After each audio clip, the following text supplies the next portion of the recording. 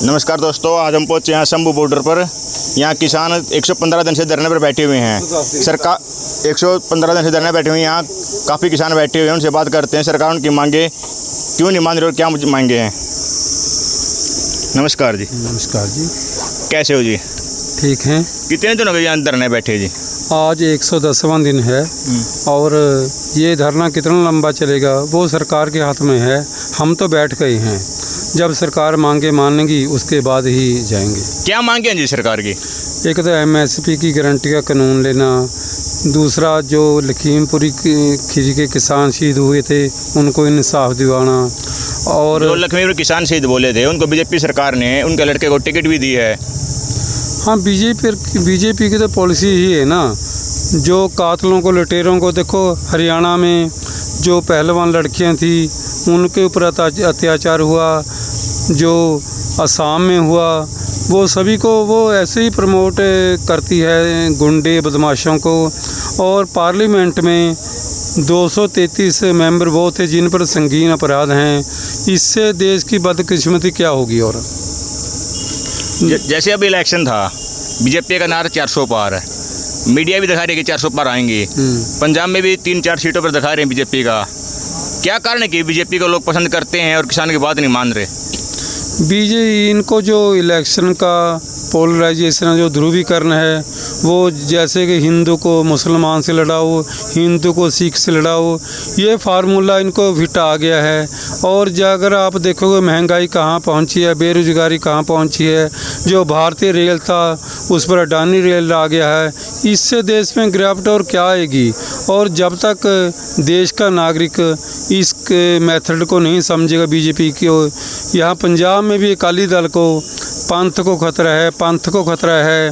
बहुत बारी सरकार बना ली थी अकालियों ने, और जब अकालियों के असलियत सामने आई तो आज अकाली दल कहाँ खड़ा है।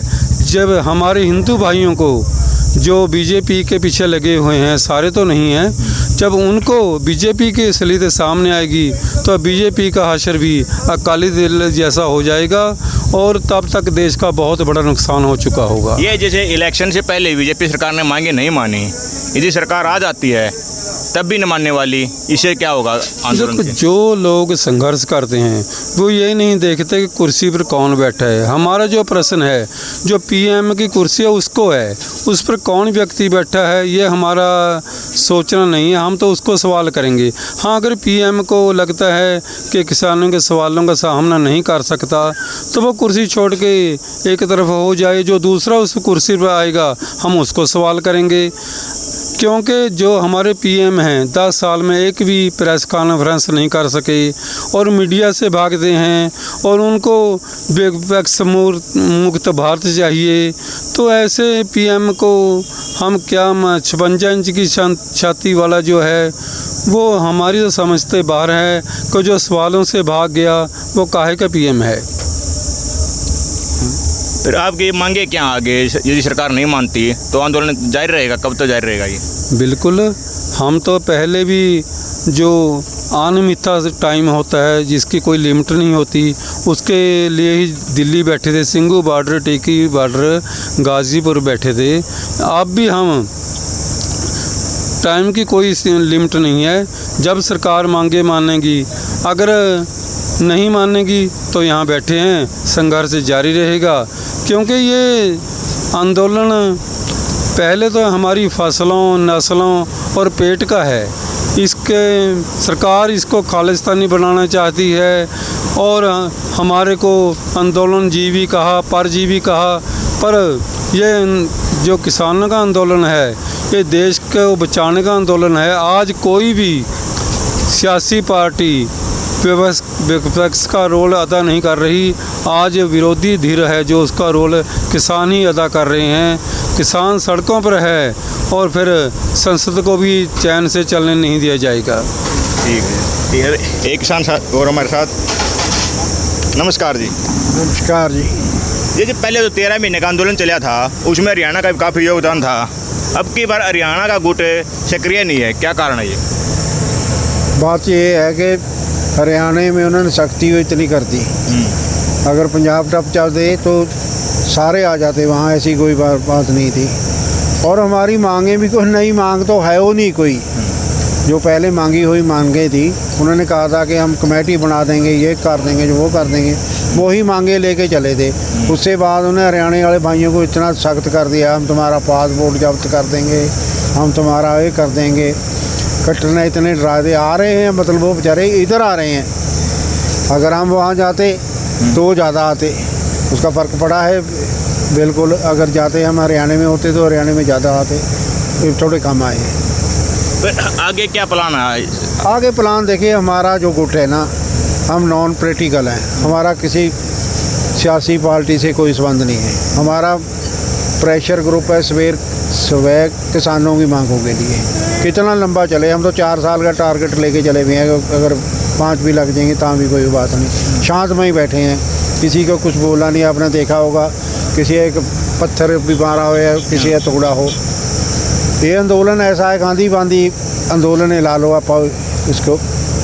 विपक्ष आरोप लगाता है कि विदेश से जो फंडिंग मिलती है ये किसान नहीं है, हम तो किसानों की मांग अच्छी दे रहे हैं, MSP दे रहे हैं। मैं किसान यूनियन सिद्धूपुर का पंजाब का खजांची हूँ। अगर आप हमारी हालात देखें तो आप कहेंगे भी ये चल कैसे रहा है। ये कह रहे बाहर से पैसे आ रहे हैं, अगर कोई बेचारा भेज भी देता है उसको तो वैसे ही तंग करते हैं। ये तो घर भेजने, जड़े हमारे बच्चे गए हुए हैं वो घर भेजने के लिए तो डरते हैं, कहीं ये ना कह देंगे वहाँ, क्योंकि किसाने बैठे हैं यहाँ, बच्चे सभी ये गए हुए हैं, वो बेचारे घर भी नहीं भेजते, इसी बात से डरते मारे कि कहीं ये ना कह दे कि फंडिंग हो रही है यहाँ। इस सारा भारत में बीजेपी सरकार से किसान वर्ग, मजदूर वर्ग सब दुखी है, युवा वर्ग दुखी है, फिर भी जीतता कैसे है ये? जीतता देखो एक बात हो, जरा धर्म का इन्होंने पत्ता खेला है।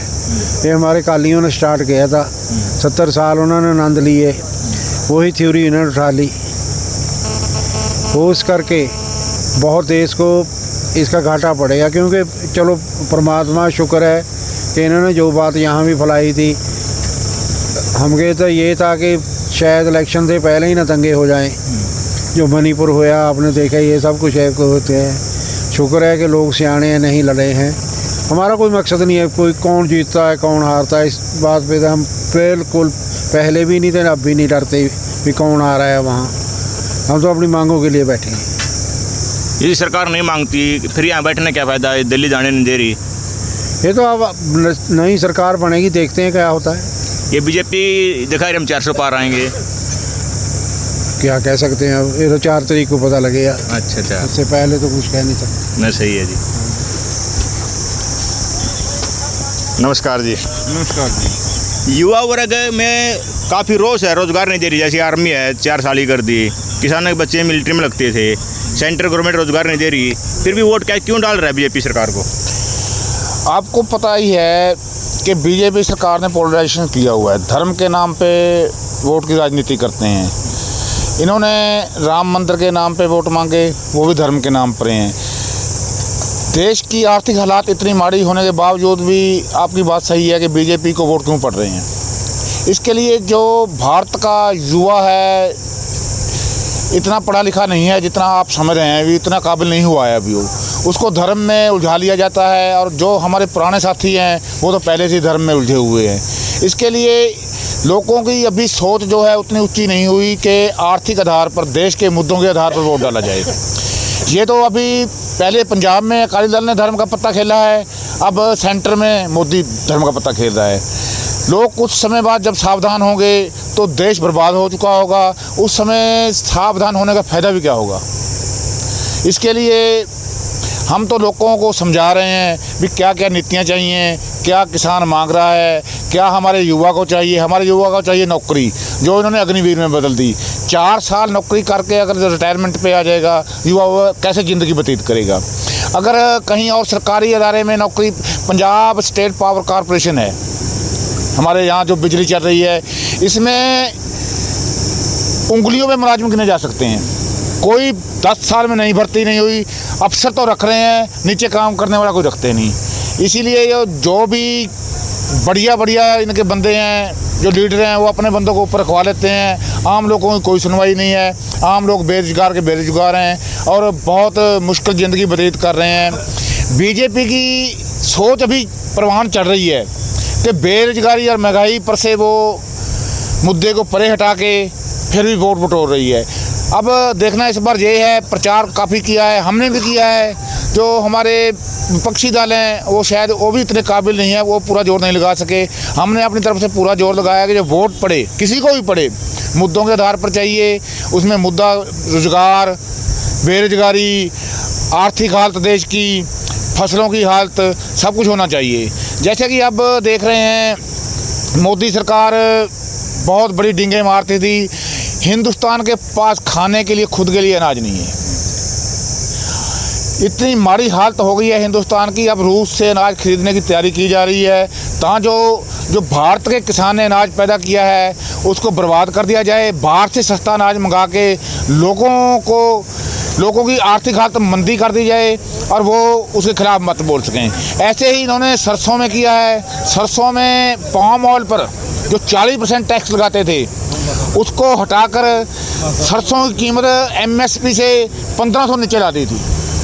इतनी नीति इसकी अलग है मोदी सरकार की कि अब सरसों जो इकट्ठी होगी है कॉर्पोरेट सेक्टर के पास, अब ये इस पर टैक्स लगाएगी और उनको फ़ायदा होगा। किसान जो सस्ते में बेच गया उसकी बुरी हालत होगी। देश का युवा जो हरियाणा पंजाब का विदेश से 45-50 लाख रुपये खर्च करके जाता है, वो यहाँ रोज़गार क्यों नहीं मांगता? यही एक रीति पड़ गई है। यहाँ के सिस्टम से हमारा युवा बहुत तंग आ चुका है। उसने बहुत कोशिश की, बहुत पढ़े लिखे हैं, ऐसा नहीं है कि हमारे पंजाब हरियाणा के नौजवानों पढ़े लिखे नहीं हैं, बहुत दिमाग है। अगर विदेश उनको मंगवा रहा है तो कोई ना कोई खासियत तो देख रहा है उनमें। इसके लिए यहाँ की सरकार अपना पल्ला झाड़ के इनको बाहर ही भेज देना चाहती है।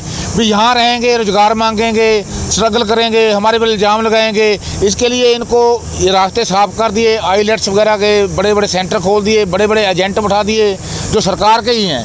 भी इनको झांसा दो, बाहर भेजो और इनको बोलने से हटा दो। बीजेपी सरकार कहती है खुद का रोजगार करो, मजदूरी करो, वो भी रोजगार है, पकौड़े तलो, समोसे बेचो। ये तो मोदी जी को ज़्यादा पता है, जो उन्होंने देश में भ्रम फैलाया है कि वो चाय बेचते थे। कहीं भी आज तक किसी भी रिकॉर्ड में ये नहीं आया कि मोदी ने कभी स्टेशन पर चाय बेची है, क्योंकि ये बचपन से ही RSS में शामिल थे, वहाँ की नीतियों पर ही काम करते थे। उसके बाद आप जानते हैं भी अटल बिहारी वाजपेयी सरकार में भी दिल्ली में रहे हैं, उसके बाद मुख्यमंत्री बन गए। इन्होंने कब चाय बेची, ये तो झूठ फैला रहे हैं। आप समझिए, अगर एक B.Tech करके बच्चा चाय की दुकान करेगा, उसके लिए कितनी नमोशी वाली बात है। आप उसको काम दीजिए। प्राइवेट सेक्टर जो सरकारी इदारे थे, इन्होंने सब सरकारी इदारे भेज दिए। सरकार नौकरी देगी कहाँ, सबको प्राइवेटाइजेशन कर दिया। जिस कंपनी की कीमत 10 लाख करोड़ थी वो 50,000 करोड़ में अपने दोस्तों को दे दी। वो तो खुद आप समझें, अडानी और अंबानी कोई पैसा कमा कर या मेहनत से अमीर नहीं हुए, वो सरकार के दिए हुए पैसे पर ही राज कर रहे हैं। उसकी बदौलत ही अपना नंबर बना रहे हैं। दुनिया के 1 नंबर, 2 नंबर या 3 नंबर हैं। सरकार पूंजीपतियों का ऋण माफ़ कर रही है, किसानों का क्यों नहीं कर? चाहिए किसानों का माफ़ करना। किसान दुखी है, मजबूरी में नहीं बढ़ता, पूंजीपति फिर भी मुनाफा कमाता है। आपकी जानकारी के लिए पहले हम आपको ये बता दें कि जो किसान है हिंदुस्तान का, उसके सर पर 1 रुपया भी कर्जा नहीं है। ये सरकार की गलत नीति है।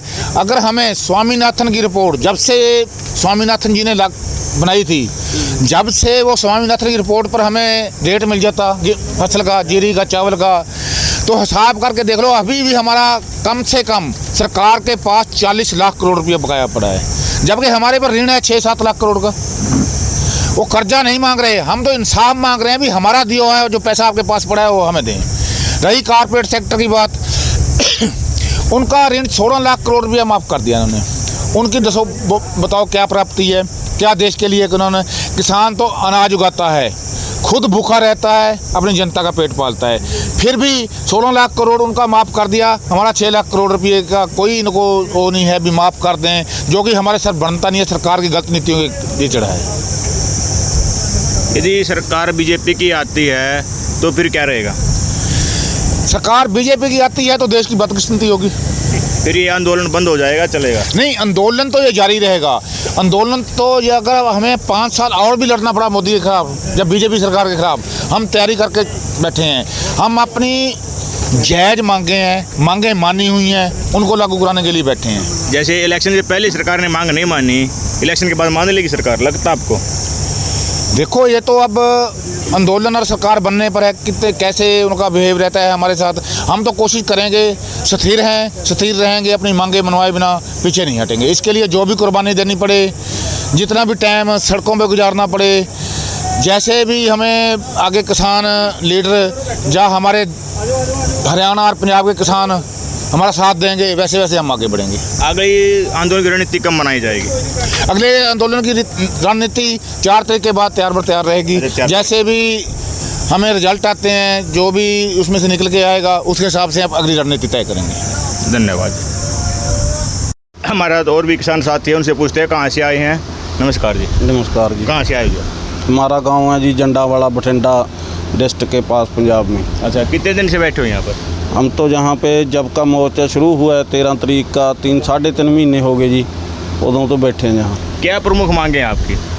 हमारी मांगों में जो दिल्ली मोर्चा की रहती मांगियाँ, जब पहले दिल्ली मोर्चा 2019-20 में लगा था, तो उनके तब जो मांगे रहेगी थी वो मांगे हैं, और उसमें कुछ नई मांगे ऐड की गई है। अच्छा, नई मांगे क्या है, पुरानी मांगे क्या जो रहेगी?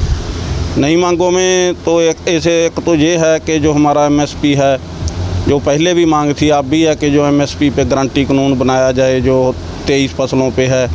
और उसमें एक मांग है कि ये नई शामिल की गई है कि जो किसान मजदूर हैं उनका 58 साल के बाद का जो सरकार पूरा बीमा करे और उनको बीमा दे। यदि सरकार मांग नहीं मानती तो क्या रणनीति अपनाई जाएगी? रणनीति जो हमारे आगू कहेंगे जी, हमारे ऊपर के जो फोरम बना हुआ है, मान लो जथेबंदियों का और गैर राजनीतिक संयुक्त किसान मोर्चा का, जो भी उनका आर्डर होगा वो जैसे कहेंगे, इसके बाद वैसे ही मोर्चा का रूप दिया जाएगा। जैसे 13 महीना दिल्ली बैठे, वहाँ पर सारे बाहर से किसान आए हुए थे तकरीबन, यहाँ अकेले पंजाब किसान हैं, तो ऐसे लगता है कि सरकार मान लेगी? सरकार ने रोक रखा है। देखो जी, हरियाणा हमारे साथ था, तब हरियाणा वालों ने अब भी आना था पूरा ज़ोर शोर से, लेकिन सरकार उनके जो आगू है उनको या तो घरों में नज़रबंद कर रखा है या जेल में उनको डाल रखा है। इसलिए जो है किसानों का ना होने का यही कारण है।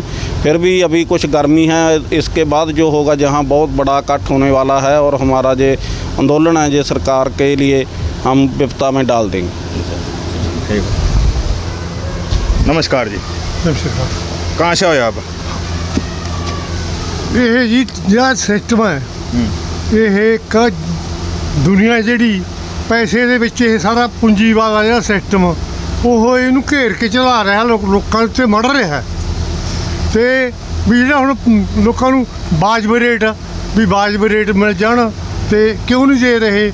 ਇਹ ਜੀ ਵੱਡੇ ਲਟੇਰਿਆਂ ਨੂੰ ਉਹਨਾਂ ਨੂੰ ਪਾਲ ਰਹੇ ਨੇ, ਯਾਨੀ ਹਿੱਤ ਇਹ ਖਰੀਦੇ ਹੋਏ ਨੇ। ਇਹ ਜਿਹੜੇ ਬੰਦੇ ਸਰਕਾਰਾਂ ਚਲਾਉਂਦੇ ਨੇ ਇਹ ਵਿਕੇ ਹੋਏ ਨੇ। ਜਾਣੀ ਹੁਣ ਕਿਉਂ ਅਸੀਂ ਵੀ ਇਹ ਹੈ ਵੀ ਜਿੰਨਾ ਚਿਰ ਆਪਾਂ ਨੂੰ ਜੇ ਆਪਾਂ ਸੰਘਰਸ਼ ਨਹੀਂ ਕਰਦੇ ਫਿਰ ਆਪਾਂ ਨੂੰ ਮਿਲਦਾ ਕੁਛ ਨਹੀਂ, ਫਿਰ ਸਾਡੇ ਬੱਚੇ ਵੀ ਉੱਜੜ ਜਾਣਗੇ, ਜ਼ਮੀਨਾਂ ਵਿਕ ਜਾਣਗੀਆਂ, ਸਾਰੇ ਦੁਨੀਆ ਦਾ ਜੇ ਨਾ ਜੇ ਸੰਘਰਸ਼ ਚੱਲੇ ਇਹ ਸਾਰੀ ਦੁਨੀਆ ਦੇ ਬੁਰਾ ਹਾਲ ਹੋ ਜੂ ਹੈ ਜੀ। ਬਸ ਨਮस्कार। ऐसे ही नमस्कार जी। ये होता है जी, यदि सरकार अच्छे काम नहीं करती है हम उसको बदल देते हैं। फिर भी बीजेपी सरकार अच्छे काम नहीं किए उसने, फिर भी इसको क्यों बना रहे हैं लोग? ਇਹ ਬੀਜੇਪੀ ਸਰਕਾਰ ਨੇ ਪਹਿਲਾਂ ਦਿੱਲੀ ਮੋਰਚਾ ਰੱਖਿਆ ਹੈ 1 ਸਾਲ ਤੋਂ ਉੱਤੇ। ਉਹ ਕਾਨੂੰਨ ਜਿਹੜੇ ਨੇ ਕਾਲੇ ਬਣਾਏ ਸੀ ਵਾਪਸ ਅਸਲੀ ਕਹਿੰਦੇ ਵੀ ਵਾਪਸ ਲੈ ਲਏ, ਪਰ ਉਹ ਅਸਲੀ ਵਾਪਸ ਨਹੀਂ ਲਏ ਗਏ।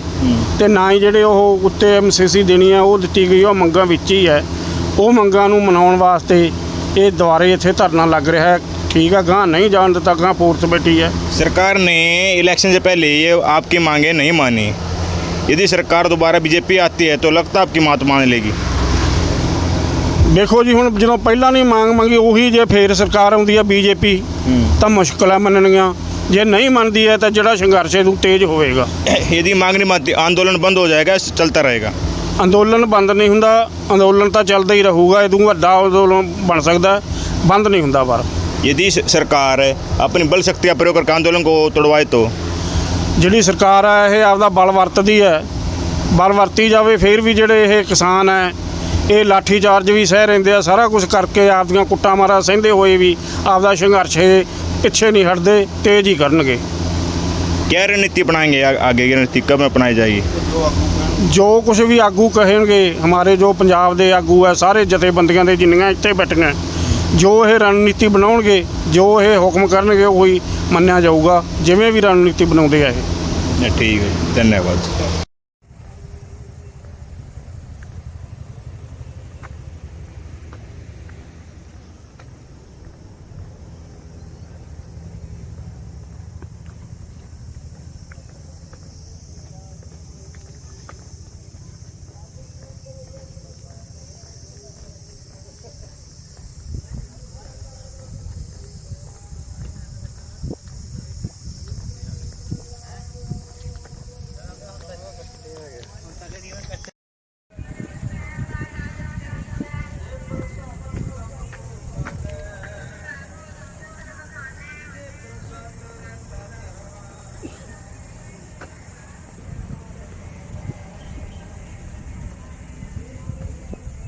एसी भी लगाई हुई है गर्मी से बचने के लिए। 113 दिन से किसान यहाँ बैठे हुए हैं अपनी मांग मंगवाने के लिए सरकार से। सरकार कोई इनकी मांग अभी मांग नहीं रही है। शंभू बॉर्डर पंजाब।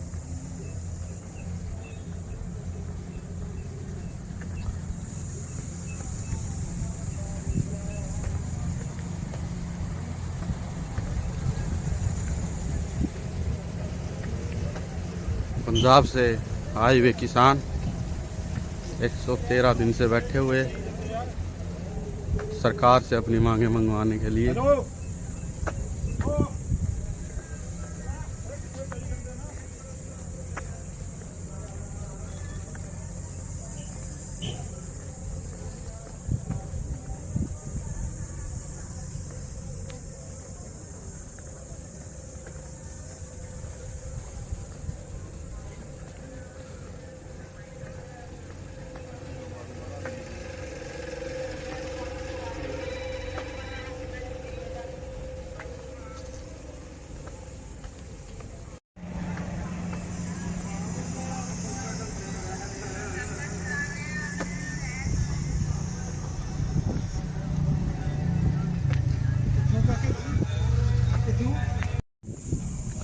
हेलो दोस्तों, पहुंच गए हैं शंभू बॉर्डर खनौरी पातड़ा शंभू बॉर्डर पे। हरियाणा पंजाब का बॉर्डर है।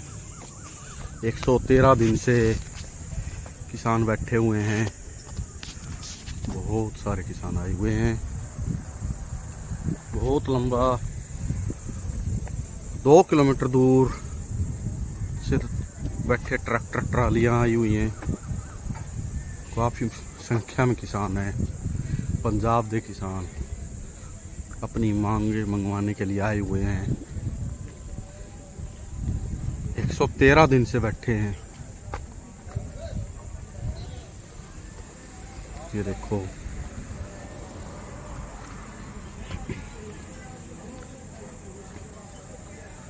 देखो भैया,